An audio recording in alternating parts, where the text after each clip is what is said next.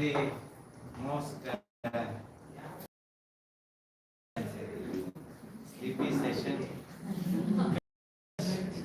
post-lunch session, right? Fine. No issues with that, but I'll make sure that you don't sleep. Okay. You're not going to sleep, don't worry, because I'm not going to have a lecture. Because I have not prepared anything. Okay, fine. Now, the theme of the faculty development program is, I think, AI applications in healthcare, and I am addressing security and privacy issues. So now, why security and privacy is very, very important. Right?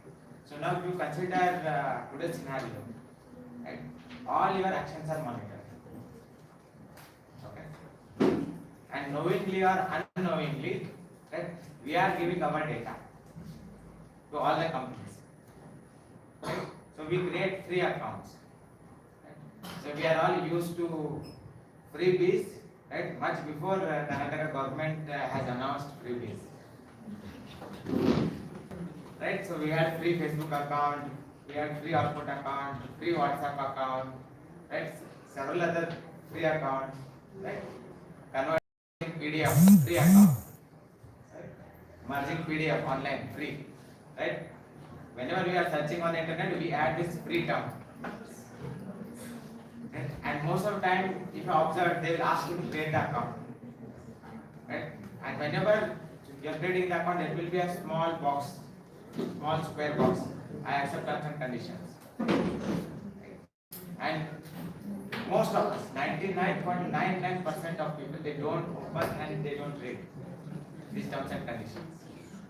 Right? So knowingly or unknowingly, we are giving our data. And during COVID, government has also started collecting your data. And you never know, right? All these people, how they collect data, and after getting the data, how they are going to use it. And you never know how this information is used against you. If you are threat to the government, they may use your health data to kill you. Very simple. If you are diabetic, they will make sure that they give high dose, right, of insulin or high medicine or food which has high sugar content. Or rise your sugar level, or rapidly decrease your sugar level, right, and you will die. And what they can prove in postmortem, right? So similarly, they can vary your blood pressure, right? When that is possible. Now, what hackers? Now, see, for example, we have this pacemaker. Right? So, pacemaker is put here inside your body. But can you guarantee that it is safe? Right? So, they may use some signal jammers, and the person or the hacker can just walk beside you, and he may block the signal of your jammer, block the signal of your pacemaker. It will stop working. So what they will do in the code? Pacemaker stop working. That's why that person has died. Right? So there are so many issues like that. And you might have heard, right? Recent news, right? When Russian President Vladimir Putin, right, visited US, right? So there was a team associated with Vladimir Putin, right?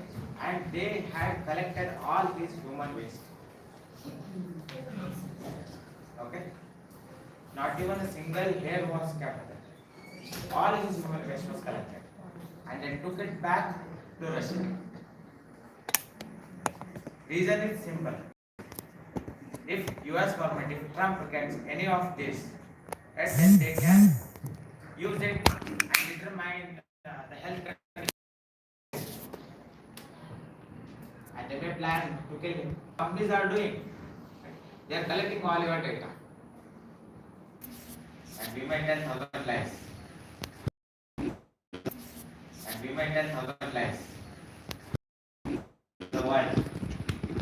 Right? So those things are there. Now, there are two issues here. One is security and privacy. So both go hand in hand. Now, when you consider security, right, there are 6 key terms. And you take any security product, it's going to revolve around these 6 key terms. Okay, so first one is confidential. The second one is integrity. Third one is availability. The next is accountability. Right? Then non-repudiation. Right? So there is one more. So all these are very, very important. You take any product, it revolves around one or more aspects of these. Okay. Then what we are doing with respect to privacy. Right? There are very strict rules related to privacy. You go to Europe, Europe has something called as GDPR. That is global data. If you are dealing with Europe, if you are having customers in Europe, or if you are collecting any information from any European, you have to be compliant to GDPR. There are very strict rules. Okay. US has its own data protection laws. India also has come up with the DPDP Act. Okay. So we need to read those DPDP acts and make sure that our data is not misused. I hope everyone shops in JioMart, right? Reliance, JioMart, Big Bazaar, right? Reliance Bazaar. You purchase lot of items and when you go to billing, right? Person asks for a phone number and we will give the phone number. Right? Many of them. Right? Just because we get some reward points. But we never know, right, how they are going to use it. They may sell it also. Right? So forget about selling of the data. What if the database of Reliance gets compromised? Okay? Then you are at risk. Some hacker has hacked the Reliance server and he has got access to millions and millions of email addresses, right? Millions and millions of phone numbers, and he will put it on the dark web. So what is dark web? Dark web is nothing but underworld of internet. All illegal activities happen here. Okay? And you cannot access dark web directly. There is a special protocol that is called as the onion router. And you need a special browser called Tor browser. And the extension is also not .com, .in, .net, .edu. It is .onion. Okay, it uses a protocol called as onion router. And everyone has seen onion, right? It has got layers. Right? So just like the layers of onion, right? So if you want to go into the dark web or deep web, you need to open those layers one by one. So it's a similar concept. Computer science is interesting because many of the concepts have been taken from the real world. So this is also inspired by the real world. So there are lots of issues like that. So now, what I want to do is in this talk, right, I am not going to focus on programming, but I may introduce some tools, right, that will help you to program or develop applications, or if you are doing research, right, you can use those toolboxes in your research, right, to create the experiment and get the results. Okay, so that is possible. But whatever I am going to do now, it will be mostly no code. No code. Okay. So there will be a user interface. We are going to just find the issues. Now, whenever I teach security, right, so I tell my students that if you want to become a master in security, then you should have the curiosity to know how everything works. Okay, how this fan works. Right? How it is giving me cool air. It is rotating in particular direction, so that's why it is giving cool air. If I am a hacker, if I have understood its principle, I will make sure it rotates in other direction. So in that case, I am not going to get cool air. It will work like an exhaust fan. Right? So it's like that. So there is a projector. If I have understood the working principle of the projector, right, I can play with the display here. Okay? So that is what happens in security. Right? So there is one important saying, right, in product development or in anything. Process is more important than product. We are not Srinivas Ramanujan. Problem here is the solution question. So we have to solve these problems step by step. Right? So when you follow the process, right, you can easily determine up to what step you are solving the problem correctly, right, and from which step things are going wrong. So you go and correct the process, your product will be alright. Right? So that's why process is important than product. Right? So similarly here, if you have understood the process, if you have understood the working principle, then you can easily identify the vulnerability. You can easily identify the loophole. Okay. And there are two paths. One is the security engineer path or ethical hacker path, and second one is the cracker path, right, or criminal hacker. Right. So now, if you are an ethical hacker, if you are a security engineer, right, after identifying the vulnerability, right, after identifying the loophole, you will patch it. But if you are a hacker in the real world, right, you will exploit it. Okay. So I'll give you one more incident, so that will give you enough information. Okay. I think last year, right? So Trump had bombed Iran's nuclear sites, right? And one of the sites was Natanz, right? What was the goal? That they wanted to halt the program of Iran. But 20 years ago, Israel had also they had created a program called as Stuxnet. Okay, and what this program had done, it had exploited the vulnerability in Siemens control software, and the Siemens control software was used to control the rotational speed of centrifuges. Okay, so you also know the objective of the US bombing Iran. They wanted to destroy the centrifuges. Reason is simple, right? They get the raw uranium and they had to enrich it, right? If you want to create a nuclear bomb, right? So simple, right? But there also in that attack, right?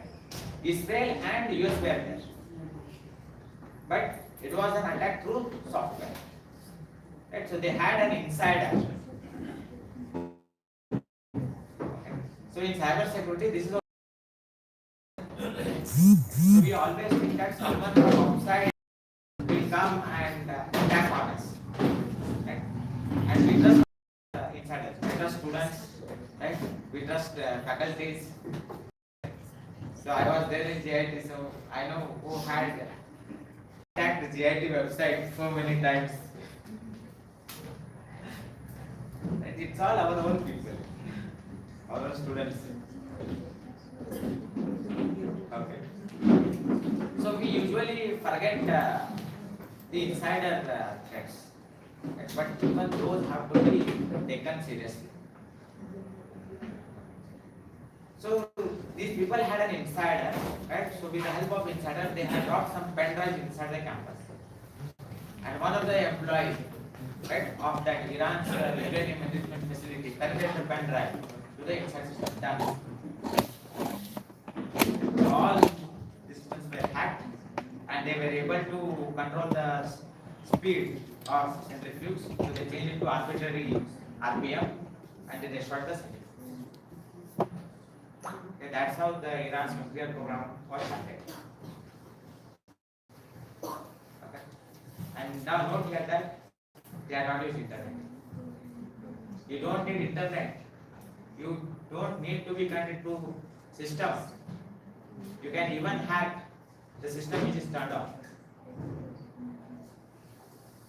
Okay. So there are lots of things like that. We don't know what's happening. So you may think that, right, there's a keyboard and I have connected the keyboard to laptop. But that keyboard's entry point cable can have an additional adapter. It may just look like an additional USB adapter. But in reality, it is something else. It may be a bad USB. Or it may be something else, a cable collecting all your keystrokes and setting the. Okay. So these things happen. Okay. So that's why you have to be very, very careful whenever you are giving your data. So that comes under privacy. Now, what is covered under this Privacy Act? Right.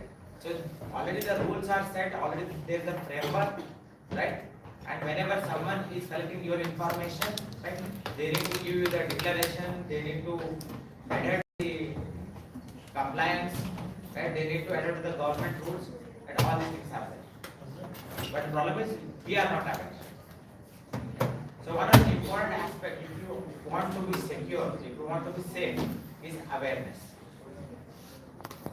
That is very, very important. Okay. And nowadays, you cannot imagine the professionalism of hackers.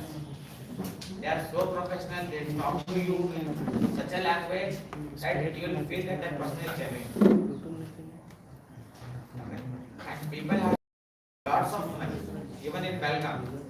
Right? People have lost more than 1 crore. Right? One elderly couple has committed suicide. If you have already seen all about Belgium. Right? So all these incidents are happening. Okay. But the problem is we don't go to the cybercrime portal and we never report these things. That's the problem. Okay, at least go and report. Okay, so that is very, very important. Okay, fine. So now I will introduce a small website, right? So you can go to Google and you can search for HIBP.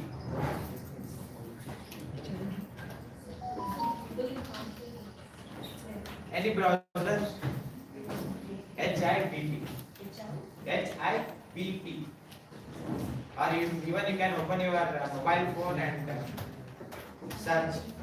Yes, have I been born? Right. So click on and enter your email ID there. HIBP.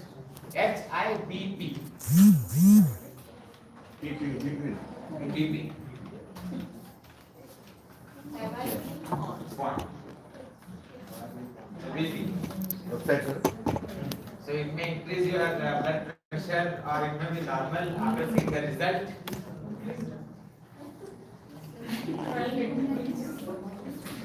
So you can go there and enter the email ID. Check the email ID. Yes. Check the email ID.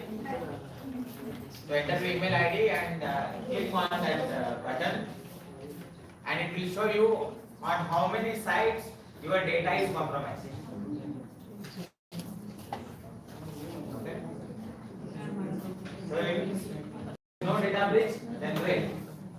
If there is a data breach, then you can just scroll down. 3 data And breaches. you can intro website.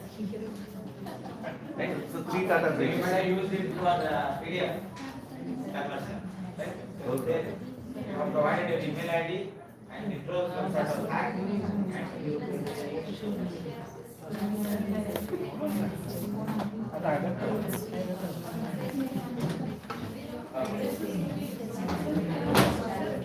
Yes, you can find. Zero. Anybody Domino's? कितने zero? Anybody Domino's? Domino's. Then, madam, I know how many pizzas you have eaten, how much money you have spent on pizza, and which is your favorite pizza. Right? The hackers know this information.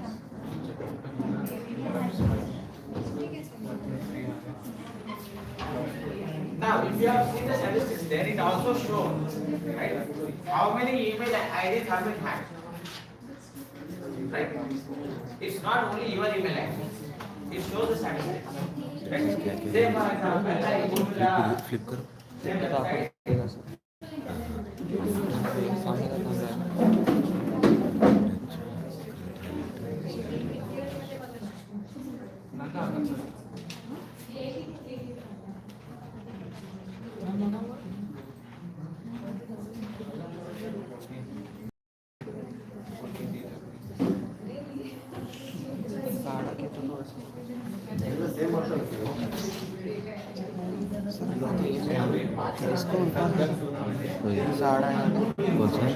Phone भी उल्टा करके रखे तो ऐसा रहा आड़ा क्यों तो ऐसा आड़ा देखो देखो सर एक बार वहाँ पे देखो तो पीछे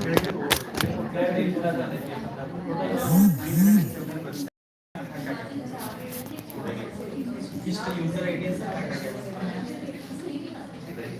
इधर यार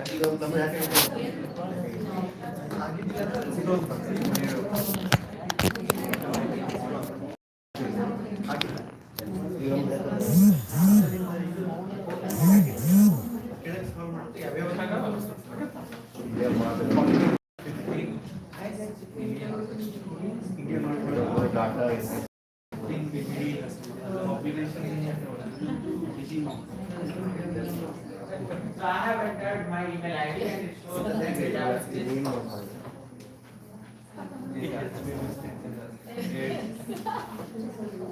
If I scroll down here, right, so it's going to show me on which all websites my data is compromised. Now, say for example, Congo is posted to Telegram. Right? If you read it here, it says that in May 2024, right, 2 billion rows of data with 361 million unique email addresses were collected from malicious Telegram channels. It is not possible for any hacker to have 361 million email addresses one by one. So please understand that they are not targeting you individually. Okay, they are targeting you. Okay. If the server is hacked, then they get access to millions of email addresses. Similarly, nobody is trying to hack your Facebook account. That is different story. They try to hack Facebook server. Okay, they get millions of email addresses, right? And they can just sell it on dark web. Right? 1 million email addresses, right? 50 for just one customer in the sell. See how much money they that person makes.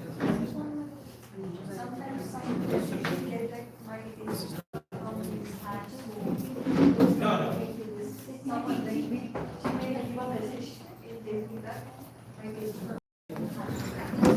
Actually, your account is not hacked. Someone has created another account in your name.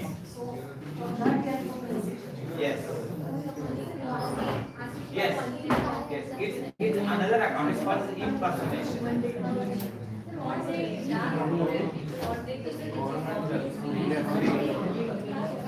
They sell to advertisement companies. They will sell it to advertisement companies. So then we get advertising messages. Yes. I have a question. How API is responsible to breach the data? How? API is responsible to breach API is one of the best ways to create any application fast. Okay. Let's say, for example, I'm going to create the application where I want to introduce Aadhaar authentication. I don't have Aadhaar data, but government has Aadhaar data. What government says is, see, I have the data, and you can use my APIs. API is nothing but a function. Application programming interface. It's a function. And you are just calling the function, passing the required parameters, and getting the result back. Right? So what government says is, you take the APIs, right? You authenticate your users through my database. Done.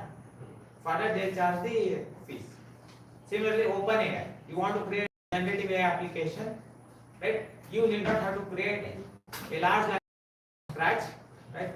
Already OpenAI has created, and they'll say that you can use my large language model and develop the applications around it. You implement your use case. Okay? But if we sit and try to create our own LLM, that itself will take years. But if I go for API, I may end up in paying some money, but I will be able to develop application in just a couple of months. Okay, so there is a separate area that's called as API security. Even APIs can be hacked. Okay, so one of the simple ways, what many beginners do is they use the API, right? They write the code, right? And whenever you are using the API, you need two things. One is the API key and the password. That's also called the secret key, right? So you have to mention both the things in the code, right? What beginners do, they also mention this in the program uploaded on GitHub. So the person whoever downloads that code, right? That person has access to this API. Right? So this person enjoys using the API and the API key, and that person starts getting the bill. Okay. So one of the security measures is do not mention, right, API key and the secret, right, when you are uploading code online, when you are making your source code public. Okay. So that is one of the safeguards. Okay. So API is like a function, man. So you see, you write function, right? You write SQRT and you pass the number as a parameter, right? Have you created SQRT function? No. C has created, right? So similarly, there are functions created by these companies. They say that you use these functions directly. You don't create the function. You just pass the data. Then it will be executed on their system and it will give you the result. Okay. But if you start investing your time in designing your own square root method, right, that will take a lot of time. That's because you have to do research and everything. Right?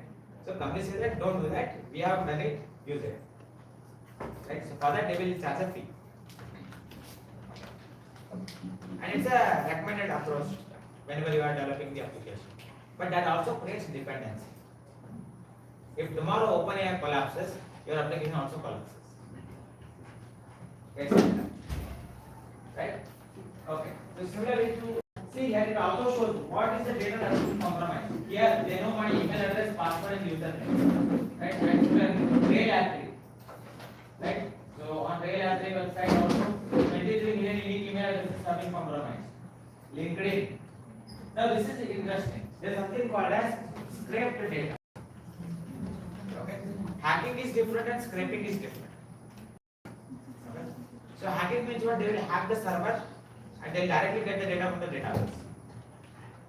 Right? Scraping means you have made some information public and without logging in also I can see your information. Okay. I hope many of you have a Facebook account, right? And Facebook had introduced one feature a couple of years ago, right? Logging of the profile. I can see your profile only if I am your friend. But for those people who have not enabled this feature, even though I am not friend, I can see all their data. Okay.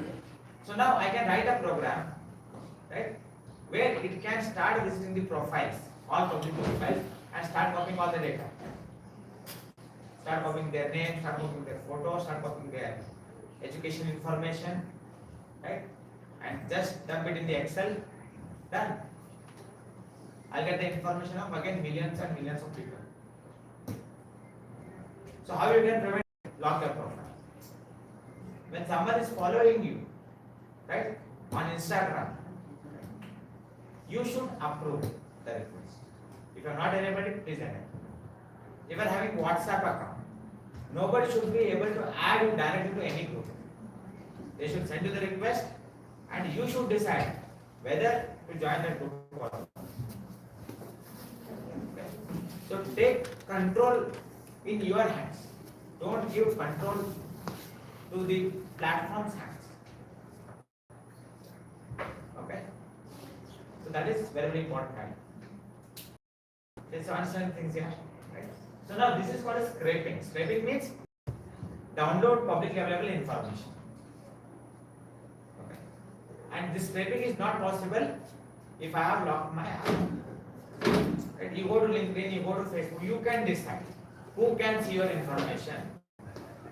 Right. How much information you want to make it public. Right. So please revisit your profile information. Please revisit privacy settings. Okay, right? Now, this method is useful if you are having email address other than Gmail. Okay. Even if you are using Gmail, it will show you, but you cannot visit this website daily. Right? So there is a link called as notify me here. Right? And if you go to notify me and enter your email address, right, a verification mail will come to your email. Right? So just confirm your account, and in future if there is any bondage, right, you will get the email notification directly. So one simple thing what you can do here is change the password immediately. Okay. But Gmail has introduced this feature, right, and it will work only for Gmails, and it will only work for individual emails, personal emails. It will not work for business emails. It will not work for gi.edu. It will not work for AITM Okay, but if you are having @gmail.com, it will work. Okay, but if you are having other domains, then you can enroll in. Okay, you'll get the notification. Right. So similarly, you have another website that also does the same thing. That's called Mozilla Monitor. Okay, Mozilla Monitor. So it's also the same. So these are different websites. Check the passwords. Now, whenever you are setting the password, please set strong password. So, what is most common password? 1, 2, 3, 4, 5, 6, 7, 8. Right? Or ABC 1, 2, 3, birthday. Right? So, we can also set that here. Password. Password. Right? So, I'll enter 1, 2, 3, 4, 5, 6, 7, 8. Now here, so this has been seen, right, more than 5 crore times. That means in the world, more than 5 crore people have used this password. 1, 2, 3, 4, 5, 6, 7. Right? Some people are very smart. They say that my password is password. Right? We'll enter that and we'll see.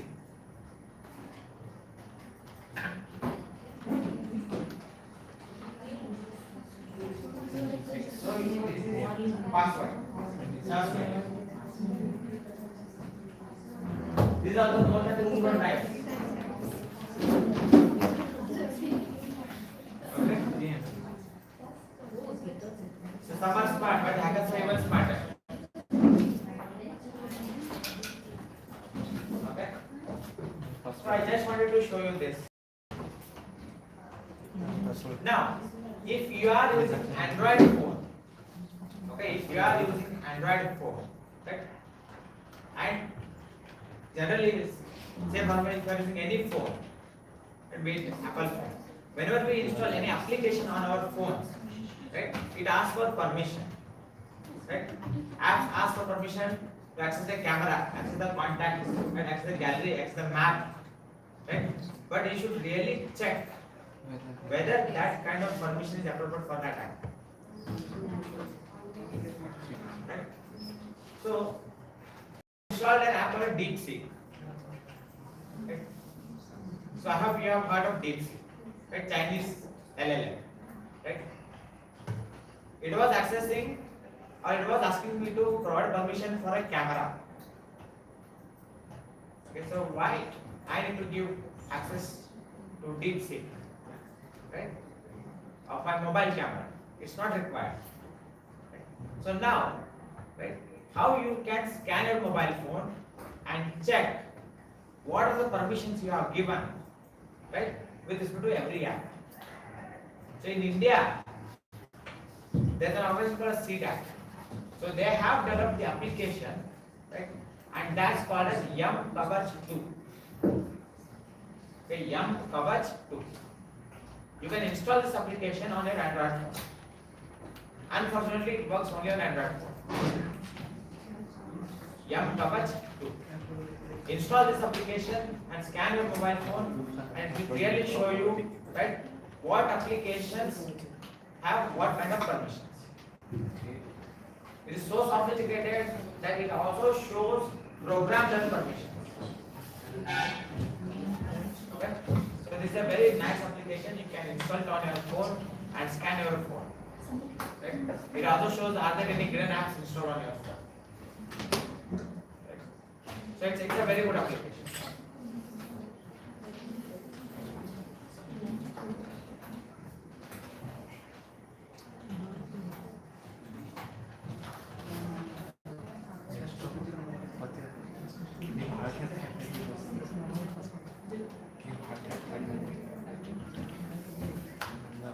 So in India, there is an organization called as DSCI. DSCI stands for Data Security Council of India. Right? We are also corporate member of DSCI. What they do? They have created already the privacy guides. They have already created the sectoral guides, right? And one of the sectoral guides is related to healthcare. You can go to their website and you can download the entire guide free of cost on DSCI website. Right? So they usually deal with privacy. They also have certification program that's called as DCPP, DSCI Certified Privacy Professional. There is another certificate program that's called a DCPLA, that is Data Security Council of India Certified Privacy Lead Assessor. Right? So like that, they also have the DCAGP, that is DSCI Certified Artificial Intelligence Governance Professional. Okay, so they have different certification programs, right? And if you are interested, you can take up those. Right? So now, whatever content you can see here, right? So it's taken from one of the sectoral guides, and that is related to healthcare. Now, right? Now, what happens? Right? In healthcare, there are different stakeholders, right? Which are what are the stakeholders? Patients, right? Then doctors, hospitals, right? Pharmaceuticals, right? Medical shops, right? There's so many, right? Stakeholders. Now, how are we going to build trust, right? So to build the trust, you have to make sure that your data is not unnecessarily collected, and there are enough procedures, there's enough process which can safeguard your data. Okay. So now, to cultivate patients' trust, healthcare providers should, right, do these four things. First one, maintain accurate information in patients' records. They should not fabricate the information. Okay. The next, make sure patients have a way to request electronic access to their medical record and know how to do so. But again, it depends. If you go to high-tech hospital, you may get the access. Right?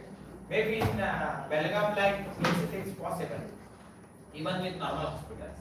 Right? So nowadays, many apps are there. Right? You go to any doctor, they have a system. They prepare the case paper, enter all your information, and they may send you through the app. Even the prescription is sent, right, through your mobile application. The next, carefully handle, right, patients' health information to protect their privacy. Okay, so this is very, very important. I have given you the scenario of Putin, right? You never know how your information is used, right? So there was one criminal who was caught in Belgaum, right? He was very famous, right? Chapa Belkar, right? And we don't know what happened to him in the jail. He died. So nowadays you don't need guns to kill any person, right? You just have their health information and you can kill them. Right? So that's why information should be protected. Then ensure patient's health information is accessible to authorized representatives like India. Why authorized representatives?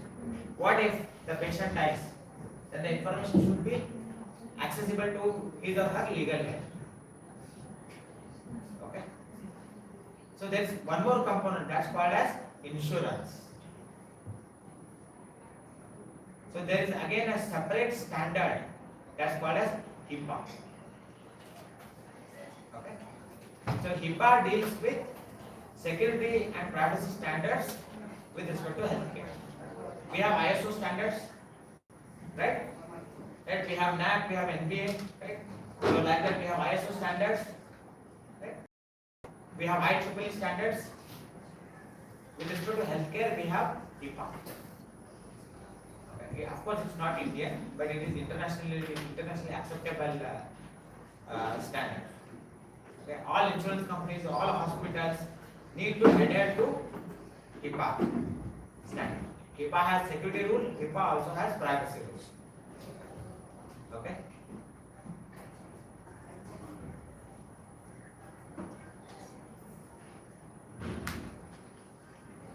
Now, this diagram, right? So this diagram talks about healthcare ecosystem. So what are the different stakeholders? We are having corporate or private hospitals. Okay. So in that case, we have clinics, right? That also covers polyclinics, right? Eye hospitals, dental hospitals, and then nursing homes, then super specialty or medical college hospitals, and large corporate hospitals. Then on the other end, we have government sector healthcare institutions. That is large government hospitals, and district or medical college hospitals, then hospitals headquarters, then clinics and health centers in villages and agency areas. Okay. So now, apart, it's dangerous. As long as it stays in his mobile phone, okay, up to certain level. But what if the person's mobile is hacked? Right? So again, your data and your information is at risk. And so people know you, right? So whole world will come to know about your medical condition. Right? So this is a risk.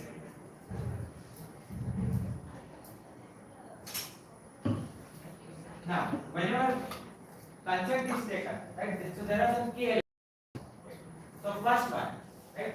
It is given after individual has been adequately informed. Then second one, it is obtained voluntarily. Yes. It is obtained from an individual who has the capacity to understand and communicate consent. So we cannot take consent, right, from Anand in MBBS, Munnabai MBBS movie, right? So it's not possible, and it is current and it is present, right? So if these things are there, then only you give, otherwise you don't give the consent. Then next is disclosure and processing. So now sharing health information with another health service provider or individual, right? It may be required, maybe for second opinion, right? Then unintentionally providing health information to an unintended recipient is problematic. Then erroneous displaying computer screen such that health information can be read by someone else, for example at reception counter or in an office. Then if you are processing the information, right, then accessing a patient's medical file. Again, if it is unauthorized access, problem. Then searching electronic records for patient's health information. Then making treatment decision based on patient's health information. Then sharing the information with other units within the organization. Okay.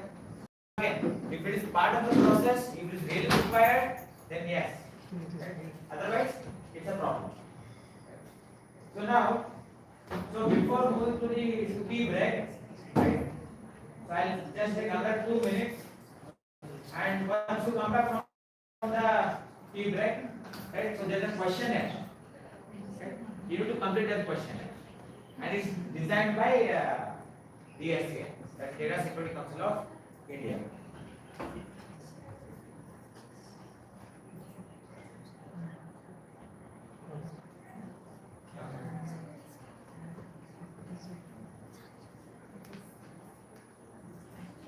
Now, what you have to do is you have to open the URL called as dsci.in. So you can note down the URL dsci.in. Data Security Council of India. So dsci. Then here you go to the last option, is knowledge center. Right? Extreme right. Okay. Knowledge center. Place the mouse cursor over there, and you can see there second last option, sectoral privacy guides. Okay, you can see something called as sectoral privacy guides. Click on it. It will open a new window. Okay, and it will show you three options. One is healthcare, second one is banking, and then one more, insurance. Okay, so you need to select healthcare. Okay, so click on healthcare. Yes, first option. So now there is something called as download guide, and if you click on that, you will download a PDF document, and whatever content you have seen right in my slides is from that document. Right? There is more information in the document. You can read it whenever you get time. But now what we'll do is we will go for something called a self-assessment. Okay? See, it is not going to assess your health. It is going to assess the privacy information. Right? So there are different sections in that guide. Right? Regarding disclosure, regarding consent, right? Regarding processing. So now, here you just enter the name of the organization and your email ID. Okay? You can, if it is okay, you can enter your official organization, or you can enter just enter ABC.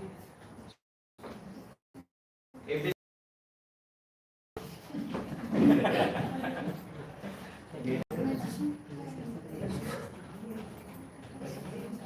It's not, it's harmless, don't worry, it's harmless. So it's a NASCOM company, right? So it's a NASCOM thing, right? So no need to worry about that. They just want to see from which all sectors, right? People are using these tools, right?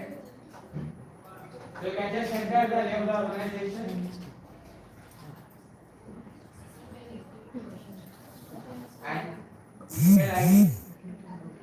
Then click on next.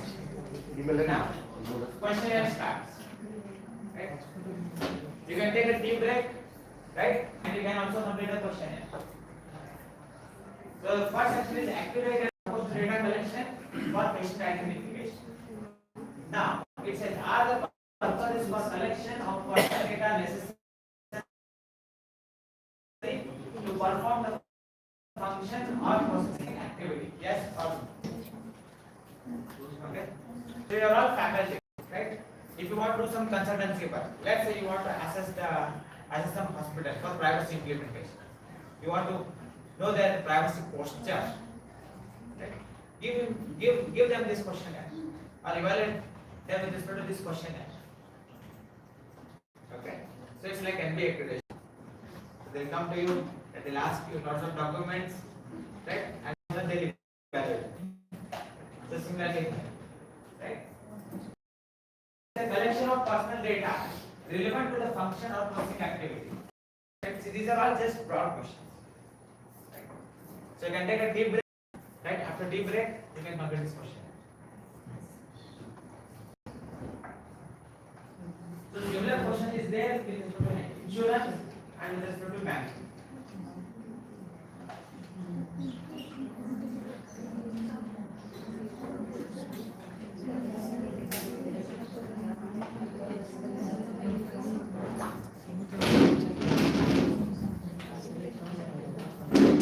So this question is very helpful when you are doing research, right? It will give you lots of questions, and based on these questions, you can design your own questions, right? You can ask relevant questions.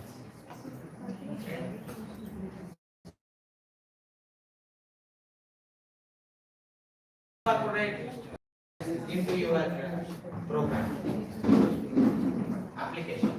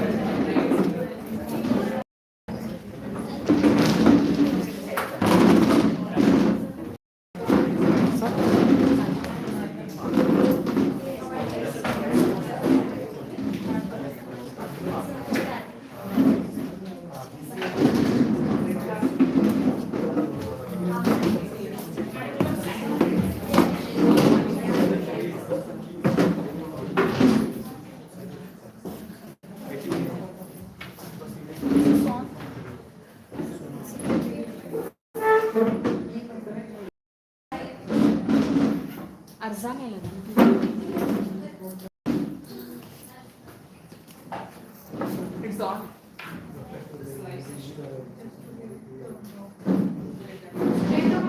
Walk.